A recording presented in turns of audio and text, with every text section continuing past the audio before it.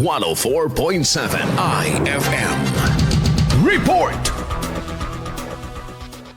Patuloy ang pamahalaang lungsod ng Dagupan sa pamamahagi ng Tulong Pinansyal sa mga Iskolar bilang bahagi na nagpapatuloy na scholarship program ng lungsod para sa mga mag-aaral sa kolehiyo. Ipinagkaloob ang cash grant sa una at ikalawang batch ng mga benepisyaryo na naglalayong makatulong sa gastusin ng mga Iskolar sa kanilang pag-aaral sa pakikipag-ugnayan ng Scholarship Program Team at City Treasurer's Office. Kasabay ng aktibidad, kinilala ang isang Iskolar mula sa Barangay Bunuan Bukig na nagtapos bilang cum laude sa kursong Bachelor of Secondary Education, major in English sa isang universidad sa lungsod.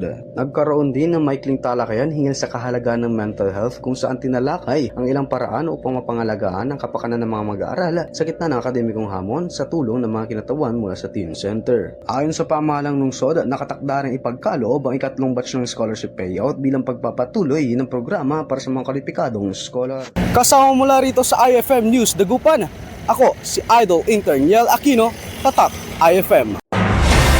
IFM News. IFM News. IFM News.